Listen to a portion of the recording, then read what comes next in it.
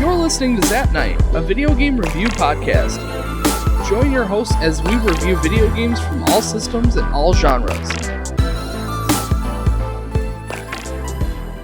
Hey guys, and welcome to another episode of Zap Night. I'm your host, Danny. Our co-host, Kaylie. Today we are talking about Pocahontas. This is episode 85. And this is kind of like a filler episode, more or less, while we're playing Final Fantasy XI. We planned on doing something like this. We didn't really know what game it was going to end up being, but I'm glad it was Pocahontas, because this has been a great game. So this is our first time beating a game on the Genesis, and there's a little bit of history with this game for us anyway. We played the Game Boy game as a thrift shop game way back. That was terrible. Yeah, that one was awful. But it got us wondering, well, whatever happened to the original Pocahontas game? Because growing up, we had the Super Nintendo, and the Super Nintendo didn't get a release of Pocahontas. So then when we looked it up, it's like, oh, it's only on the Genesis. So we picked ourselves up a copy and put it on the shelf for a day just like today, where we could sit down and play it and have an easy play, an easy review. Also, the game is just beautiful. And, you know, just it's exciting to sit down and be able to talk about this today. You know, as this easy filler game, but also just genuinely it's a good game, you know? Yeah, excited about this one. So this game was developed by Funcom, and then it was published by Disney Interactive. Kind of a similar story with all of the Disney games. The Lion King, Aladdin, like a lot of those games were, you know, released by Disney Interactive, though they had someone else do the developing for them. The Genesis version was released in January 1996. The Game Boy version was developed by a different team, but that came out in June of 96. There was plans to have a Super Nintendo version, according to Wikipedia, granted. There was plans to have a Super Nintendo version. However, the development was too far behind to release with the Genesis version, so they just canceled it altogether. Which is really sad for those of us who grew up with the Super Nintendo not getting this game. Yeah. But it is what it is.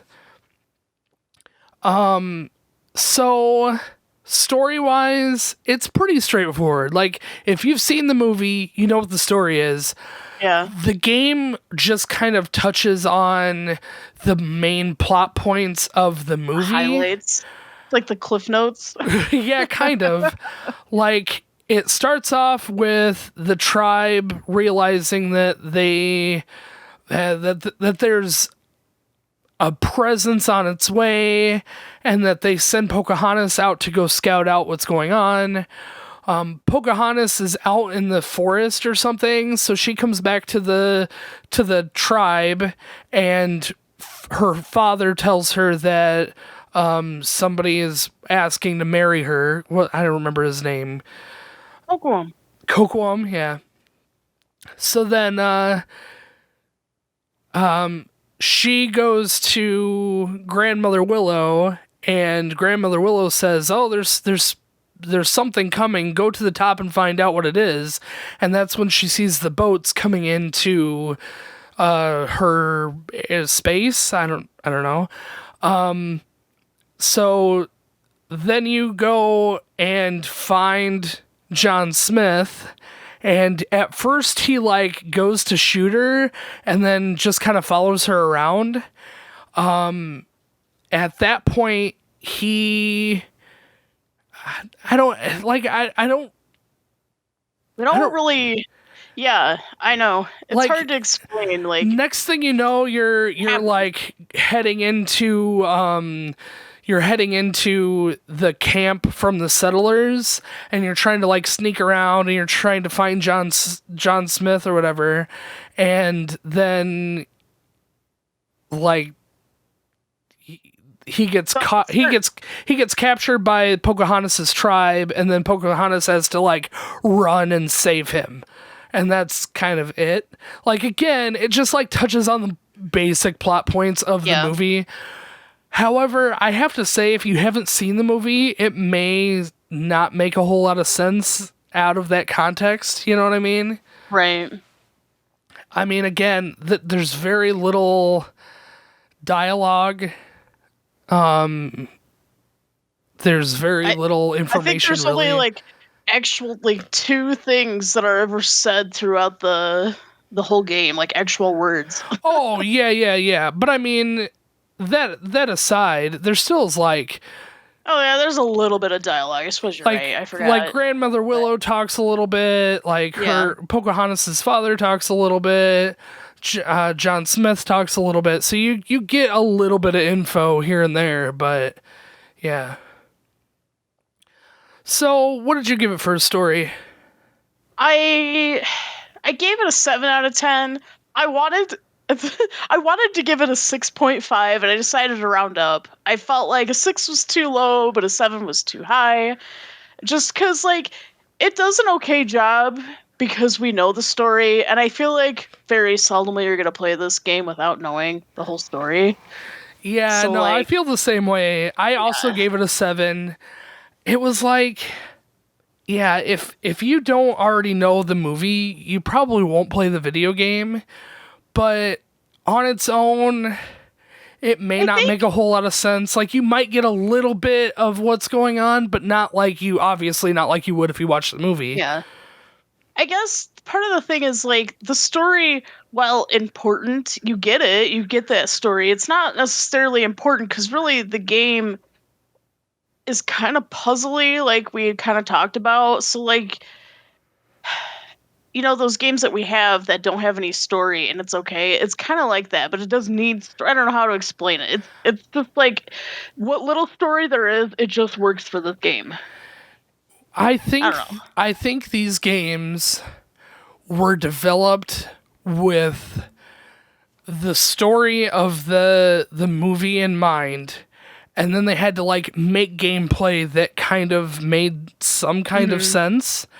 And I think they did this pretty well, and this segues pretty good into, well, I was going to say gameplay, but I mean, we'll get there. We'll do graphics first. But like, you know, because they developed around the movie story plot, the gameplay is improvised to make sense in the world that it's set in. And it really just gives you a reason to be... Yeah, doing the things that you're doing. Right. Where I agree. I think better games are developed from like a perspective of here's a really good gameplay idea, and then we'll build a story around that. But I mean, you know, there's so many different ways of developing video games. It's hard saying like. Sure. You know, I'm sure, again, Disney probably went to a developer and said, hey, here's our movie. Let's do a video game to kind of help, you know, with that release, you know. But either way, the story is what the story is, and they did the best they could with, you know, very little game, really. Yeah, I mean, it really wasn't a long game, so, like, what little there was, Yeah. So let's talk about the graphics. I gave it an 8 out of 10. I also gave it an 8 out of 10. The best part, I'm going to say the best part of this entire game is Pocahontas' animation. Not just Pocahontas, but like Miko, Miko is also really good too, but like Pocahontas is just done so well. Like her hair flows really well. The way her legs move is very organic and looks just like what you're seeing in the movie. Yeah. It's just they did such a good job of animating these characters to make them feel It's just so satisfying to play this game because of that. In the movie, in my opinion, that's one of the highlights of this movie, is how like flowy she actually is. And they really captured that well in this game too. I feel like video games of this era are typically, the animations are very frame by frame, very stiff. They don't have this much movement to them, and I feel like they went that extra mile to like really give it that depth. And that was the best, honestly, that was the best part of this entire game, was watching Pocahontas and all of her different animations, depending on what she's doing. Like even running, swimming, like even the end screen animation is really cool. Like the when you die, like she like gets transformed into wind and blows away. Like it's just this really satisfying animation. Yeah, they did really, really good. Yeah, I have to say, as many end screens as we saw, I think it was softened a bit by the fact that the animation was like, just perfect, satisfying. Yeah. Backgrounds were amazing. Yeah, that's everything really was. That's exactly what I wrote down. Backgrounds looked amazing. It really fit the mood of the movie, and it just. What's also really cool about it is that some of them are interactive. So like, because Miko can climb trees and there's a lot of trees in the background, every now and then you get a couple trees that Miko can like jump on and interact with. Yeah. So it's like, this really cool dynamic, but then you've also got like butterflies and bees and stuff that fly around, and it's really, really good looking. The animation on Grandmother Willow, by the way, was really nice too. Like, it wasn't like, the way they had her fade in and out made sense, and it wasn't clunky at all like I was expecting it to be. You know what I mean? Yeah, no, I totally agree. Her face would get animated from like the still like static tree, and then it would start animating, but when it faded out of that back into static mode, it flowed perfectly, instead of just this obvious, now it's moving again. You know what I mean? Very much like the movie did. You know how in like games, though, you can always tell when an object is going to be moved or something because it's just not quite part of the background? Or they did a really good job with this. Yeah, just like the movie. It's funny you say that, because while we were playing, there was a few like pebbles and stuff on the ground, and I kept like bending down to try and pick them up to see if I could interact with them, and I couldn't. But it had that look of, I need to do something with this, but of course I couldn't.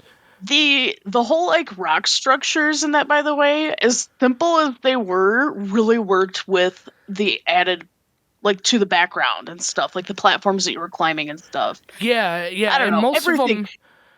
Most of them made sense with the environment that you were working in. Yeah. Like, there was a little section where you're like in the tribe, and you're playing as Miko at the time, and he's like climbing the posts, and he's jumping on top of the tents, and like he can go inside the tent and push stuff around inside the tent. That was so satisfying. It was such a small piece, but it was just really fun to watch. It was nice, yeah. Yeah. They did really good. The reason this is an 8 and not a 10 for me is that while the game looked really, really good, there was a few graphical errors and quirky spots that I didn't like. There's a couple spots where like you're supposed to stop. It's almost like their way of making an invisible wall, but instead of there being an invisible wall, there's almost like a foreground block of graphic that's overlaid, and Pocahontas will like jump behind this foreground block, and it looks really weird. Aside from that, I mean, there was a couple other spots that it's like the rocks when you're swimming, she can swim through some of the rocks, but not all of the rocks, so it was weird. Yeah, it's like the box, like it's hitbox fuel was like a little janky. Yeah, I yeah. as detailed as their sprites were, there still was like this pixely like blurriness to them that I didn't quite like. I don't Yeah, know. I mean that probably says a lot for the era. You know, I imagine. they only had so much they could do. I think it's hard to explain because like they had so much detail and they looked so good, but I felt like it still looked like almost like they were dirty. I don't know how else to explain. It's like it was so fuzzy that it almost looked like they had dirt on them. Well, and that could have been the way we were upscaling it too. I mean, Maybe, you know, yeah. we were playing this on original hardware, Yeah. and we have an upscaler that goes from that VGA to, you know, HDMI, and Yeah. there's some manipulation that's done there, so it's not, you know, pixel to pixel perfect. Though, you know, had we done maybe an emulator or something, it might have looked a little better to that degree. But again, you know, some of the stuff that we do here, I really enjoy playing on the original hardware if we have it available. And that's kind of why we took that direction instead of doing it on an emulator. Sure. But yeah, I mean, that very well could have been part of it. It's hard saying because I don't know any other way. This is the first time we played this game. Well, I mean, still, overall, it was beautiful. Beautiful game. Oh, yeah, for really sure. Nice. For sure. Especially compared to the Game Boy. Yeah, no, the Game Boy version, if you haven't seen it, you can look at our YouTube channel and do a search for Pocahontas. It's Game Boy, so like everything is dumbed down, but like still, even with the like the dumbed down graphics and the like Stupid. the simplicity to it, but Pocahontas still had like a movement about her that felt really organic, and the Game Boy kind of captured that animation really well, surprisingly well considering it's the Game Boy.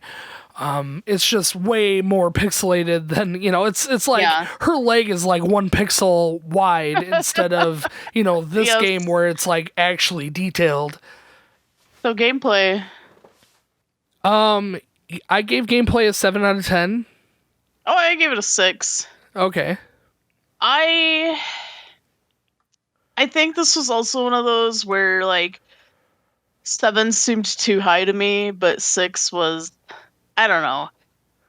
This game, I think the only thing, not that I didn't enjoy this game, but the only thing that I didn't like about this game that didn't make it enjoyable was the gameplay. As like what was good was perfect. It was very flowy. It was great. But so many times I got caught up on just stupid little aspects that could just be better. Like getting caught up on corners and stuff, you know what I mean? Yeah. While you're trying to like jump. So and, let's break it down a little bit and just describe what the gameplay is like. If you've never played the game, it's really like a platforming game with like puzzle elements to it. So you're for the majority of the game you're in some kind of forest or like rocky mountainous type areas, and you're either trying to figure out how to make it up to the next platform, or you're trying to, you know, just try to find a way to progress, if that's going underwater or if that's, you know, finding a log that will bridge a gap for you. So with that in mind, like Pocahontas can only do so much. She can only jump so high. She can only, you know, go through certain sized areas. But then you have Miko, who is her companion in the movie. Miko is a little raccoon, and he lets you can take control of Miko, and he will go into those small crevices, or he can jump off of Pocahontas to reach higher levels. He can climb trees, which is really handy.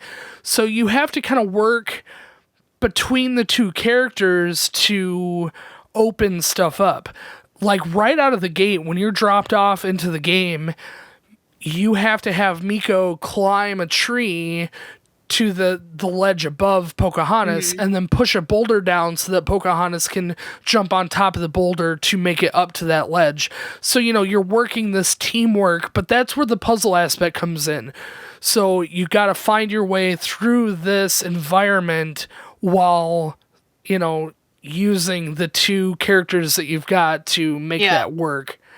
Most of the puzzles are pretty easy. There was a couple times where we were like, what do you want us to do? And then it's like a simple solution that we just were overlooking. But yeah, I mean, difficulty level, I feel like is just right. Like it's not terribly hard, but it's perfect. Like your first time through, it's like, ooh, how do I do this? It makes you think. And then once you figure it out, it's like, oh, okay, this is pretty easy. And then you move on. So, and I like that. I felt like it was... Yeah. It made the game flow pretty well without getting overly frustrated. That said, there were a few frustrating spots, like you were talking about. The platforms weren't very well defined. So, like, Pocahontas is trying to, especially that last sequence. Last part, yeah. You're trying to get Pocahontas to jump onto ledges. Well, you don't know exactly where those ledges are, so you just find yourself looking like an idiot by walking up to the ledge and jumping and hoping you're going to grab onto it, but you don't. And then you, like, walk one step forward, and then you jump, and then you're too far forward, so you got to take a step back and turn around, and then you got to jump. So it makes this, like, weird dance that happens. But, I mean, that aside, it wasn't terrible. I think the thing is, this game is so, like, graphically, aesthetically pleasing and very flowy. And, like, even when you're actually, like, running and jumping, if you're nailing those parts, like, perfectly, it's so satisfying that when it gets messed up over something ridiculous, it kind of ruins the illusion of, wow, this is a really flowy game. And, like the running scene, I really feel like if the platforms were just right, that whole running scene would actually be really fun to do and within its entirety, if it weren't for the fact that it's so finicky about where you're exactly landing. And if you're missing it, you're just sitting there jumping like an idiot. And, again, the whole, like, flowiness of this entire game is just, that breaks that illusion. And it's hard to see that as someone who, when it's like, yes, that's so satisfying to watch. And then you're doing stupid animations. Yeah, no, I get exactly what you're saying. It's like you want, because the animation is so fluid, you want to mirror that fluidity with the gameplay, and the gameplay doesn't quite match that same fluidity. Yeah. Especially when it comes to Pocahontas's movements in general. Yeah. Like, her animation is really good and really flowy, but, like, one step, though it looks good, it's very blocky and it's very, like, stiff. It's hard to describe when you're talking about such fluid animation, but, like, the character, for lack of a better term, like the character hitbox, think of like a big box around Pocahontas. Yeah, her animation looks really smooth, but the reality is that big block that Pocahontas is moving in very such a weird way that doesn't seem it doesn't seem to click very easily when you're playing. Yeah. So you don't really know exactly where you're at within the world. Like, you kind of have an idea, but until Pocahontas is facing just the right way, or until she jumps, it's like, oh yeah, I need to move up, 2 pixels, With that in mind, though, if they had just, like, it's kind of minor stuff, like the problems we were having, like, it did kind of hurt the gameplay, but, like, if that was fixed, this game would be phenomenal. Oh, yeah.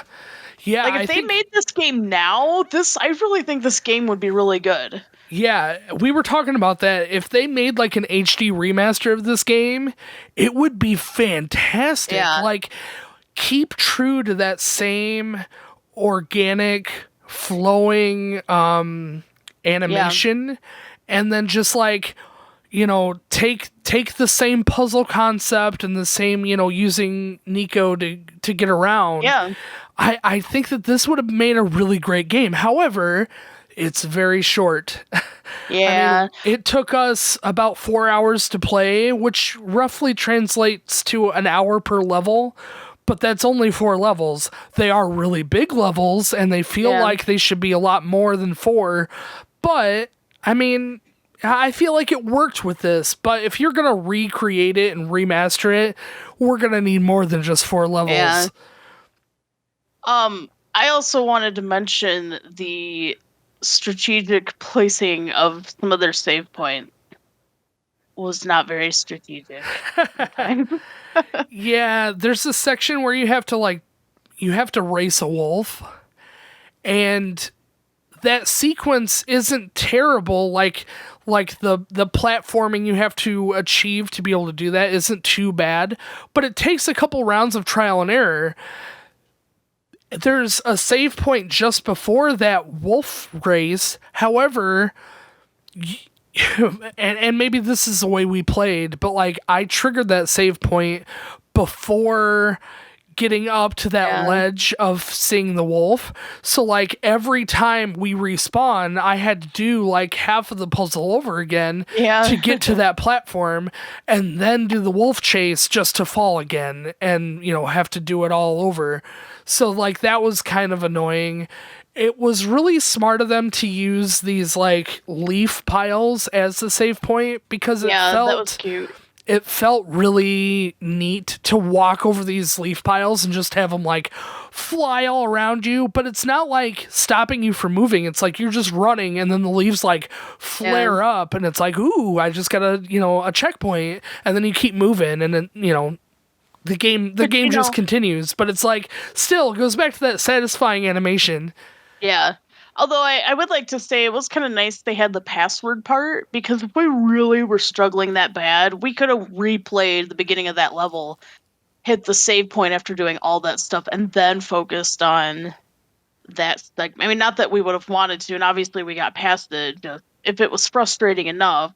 But yeah, the save points could have been placed a little bit better. But yeah, they definitely were satisfying to watch. So like, ooh. Yeah, exactly. Especially the animation. But yeah. Yeah, you talking about the password system, it's kind of nice.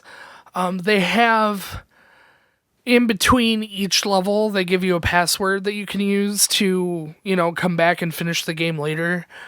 I'm pretty sure those passwords are unique to your play experience. There's a few collectibles that you can get along the way. There's some raspberries that only Miko can pick up, but then Miko and Pocahontas can pick up like necklace pieces.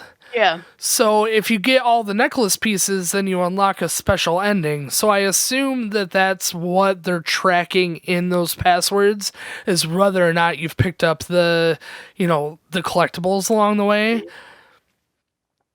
I didn't finding the necklace pieces wasn't all that difficult. They were kind of scattered around a little bit, but it wasn't that difficult to find. Yeah. The berries were not hard to find either, but I feel like that they tried harder to hide those a little better. Yeah. But like, I don't see the benefit of collecting the berries outside of they're there to collect. I have no idea why. That was a confusing thing for me too. The animals. Oh yeah, I can't believe we didn't talk about that. Yeah.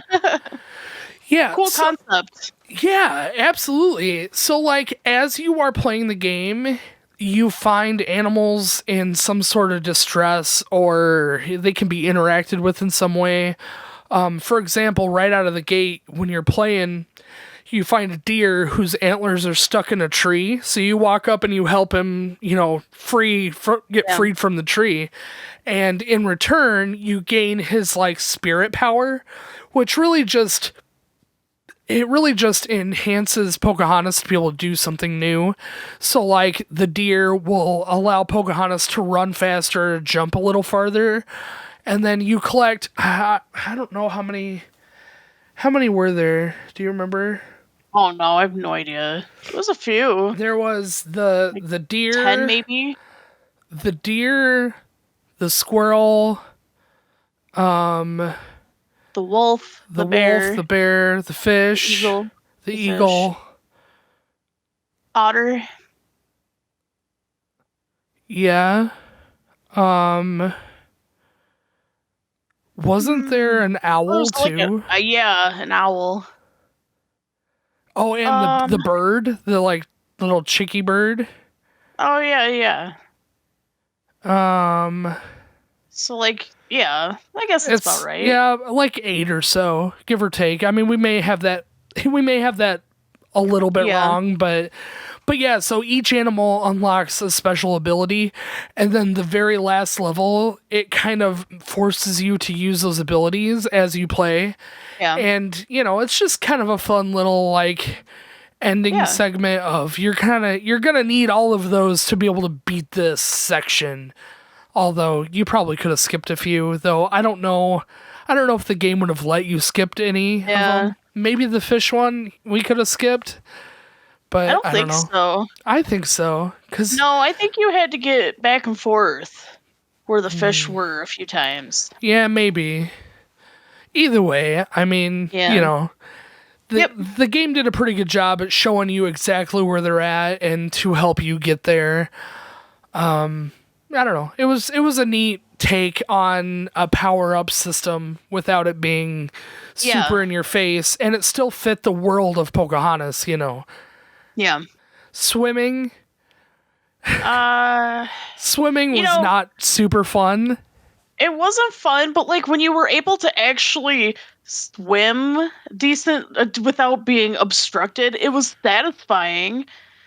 Like, especially when she gets a little bit faster, it's like the satisfying, like pushing through the water. But but I think that still goes a point to graphics with the animation style. Like, it felt like it looked really pleasing to go quickly through the water, and the animation is beautiful as she's swimming, and her legs are moving like in the right way, as if somebody was swimming through the water. It's not just like this static, dolphin kick sort of deal. It's like actual swimming. And it looks really good, but like trying to turn and move is very clunky. It does make me a little bit thankful that they didn't have a breathing meter, because that would have been hindered by the fact that the like actually navigating was terrible. You're right. That would have made it very, very difficult. That would have made it just frustrating. You don't want to be like, it's one thing to be challenged, but another thing to be completely frustrated. And as it is, there is like a hit counter, so like you can technically die in this game, and there's a few things that can kill you. If you fall from a high place, you have like maybe 5 leaves or feathers or chilies or whatever they were. Yeah. Peppers. Peppers. So if you fall from a high place too many times, then you'll die, and you got to respawn from your last checkpoint or whatever. Or you can get shot in the face by some of the pilgrims. Settlers. The settlers. You can fall down a hole that has no bottom, so then that's like an instant death. But overall, I mean, it's pretty forgiving. Like, maybe the last level was the most difficult because there was no checkpoints along the way. So like, you literally had to do the full run from beginning to end with no checkpoints. Plus, you have a time limit on that final level too. So like, you start off at Grandmother Willow, and you have all these like platforms and jumps and falls, and you also have to interact with the settlers. Like jumping and oh yeah, that's right. So, and then there's a couple different ways you can deal with the settlers. Some of them are scaredy cats, so you can use the wolf or the bear, use the bear to scare them, and the bear power. Really just like Pocahontas. I envision Pocahontas like getting down on all fours and just like growling. Or I'd be scared. Right? I know, seriously. This wild, crazy lady comes out of the woods and is growling at me. I'd run. Or you could like drop beehives on some of them outside of like just sneaking around them in general. So like, you know, there's a couple ways you can deal with those. But otherwise, the majority of that last level is just like running and jumping, platforming, you know, there's some swimming areas and whatnot. But yeah, I mean, it's kind of a nice, that last level was tough, but like it was a nice test of what did you learn during the last 3 levels. Well, I mean, it was kind of like your end boss level. So you don't have a boss fight, but yeah. But like, it's funny because then the rest of the game was so puzzle aspect, where this last one was very much not that. You know, you're really just like chasing the clock because you're supposed to do it before the sun rises or whatever. So you're like running through the woods trying to get to John Smith before the sun fully rises, and there's like a little sun like the icon like the animated that rises. It was cute. But yeah, it was. Yeah. Well, anything else we want to talk about for gameplay? No, I think that pretty much covers it. Cool, man. All right, so let's talk about music. I gave it a 6 out of 10. Oh my gosh, I gave it a 9. Really? Well, here's the thing. You can't go wrong with this music because they took it from the original movie. But I really, really enjoyed the like MIDI versions of these songs like a lot. The like, like 16-bit remix of these songs. Yeah. I loved them. I really liked the songs. I really did like the songs. The problem that I had with the songs is that the levels are so long that the songs just repeat over and over and over and over. It was a flawless repeat. That was one of the things I was going to say. Like it was pretty flawless. The only thing that I did not like about any of like as far as music is concerned, like there was a lot of grunting that was a little strange. Like the characters grunted weird, and even the animals like made these like strange sounds. Like especially when Miko would fall into the water, he'd make this weird like sound. Right, yeah. But I thoroughly enjoyed the music. I thought it matched the aesthetic perfectly. I thought it was really nice. Well, I mean, of course it did, because it was the movie. I know. So, like, it fit, but I guess my biggest complaint is just that it was so repetitive. I think had they done something, either added some original sound, added some original music or something, but just cut all of these levels in half and make it 8 levels with 8 soundtracks and have that be it. Because I feel like these levels are so big, and with the repetitive music, it just was like, okay, I'm done. Like, you know, music-wise, like, I just was kind of done with it. I get it. It's just, I feel like that they're not going to put in a whole lot of money when they've already put in so much money probably for the music of Pocahontas. Like, I would absolutely understand why they would reuse their own music for their own game based on their own movie. Well, I get that. I guess I'm thinking more like, did Pocahontas only have 4 songs? No, but I think those were the main songs that you're popular. Right. No, you're absolutely right. All I'm saying is that if they'd have cut everything in half and then doubled the amount of soundtracks, I wouldn't have been quite as bored. Sure. That's fine. That said, there was quite a bit of sound effects throughout the game. So, like, the water was there. All of the animals had some sort of noise. Miko had his like little noises that he made, but also he had a really satisfying thump when he hit the ground from falling. So that was kind of fun.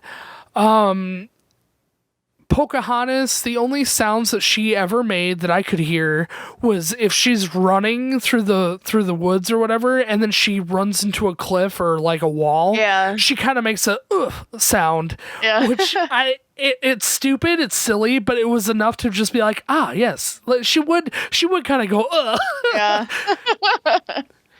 Sure.